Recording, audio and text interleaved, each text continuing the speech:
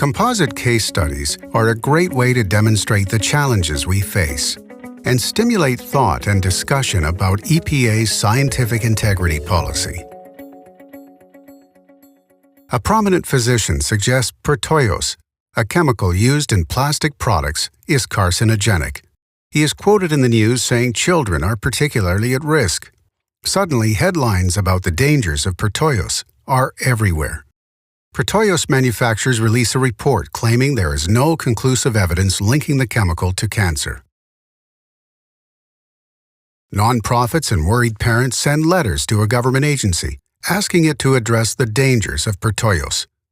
The agency and university researchers partner and form a research team to study the risks to children from protoios.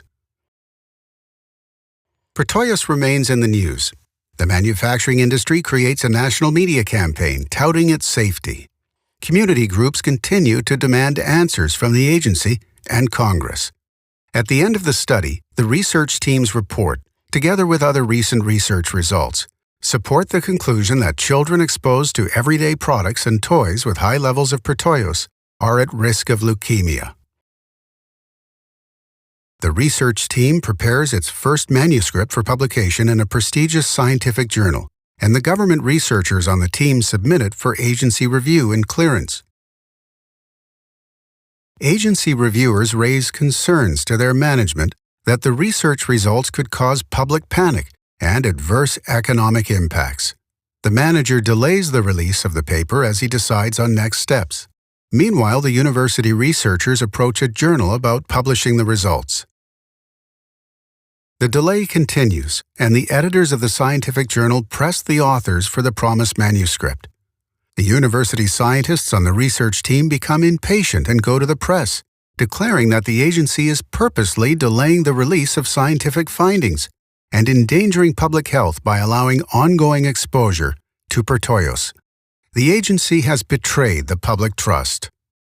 Let's retrace our steps and see how it would be different if the government researchers were at EPA. And let's keep our scientific integrity policy front and center. If we pay close attention to the policy's requirement that scientific findings be generated and disseminated in a timely and transparent manner, and that managers' review of the content of a scientific product be based only on scientific quality considerations, we can get to a better outcome. The EPA University Research Team does the same independent science as was done before, with a detailed quality assurance project plan. The EPA researchers and their supervisors realize early on that the assessment of protoios will be controversial. The supervisor provides regular briefings on the research for upper management.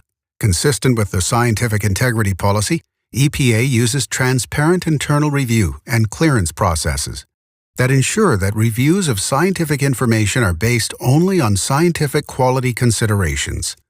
The relevant EPA program offices also review the manuscript. As a result, the agency is fully aware of the research and its implications. Quality control procedures, internal review, and the external peer review bring many expert voices into the conversation. When the results are promptly released, EPA and university scientists are prepared to discuss their results and explain the implications to the public and the press. The science is strong and will serve decision-makers well as they decide on next steps in the regulation of this hazardous chemical. The Scientific Integrity Policy, enhancing EPA's ability to carry out its mission to effectively protect human health and the environment.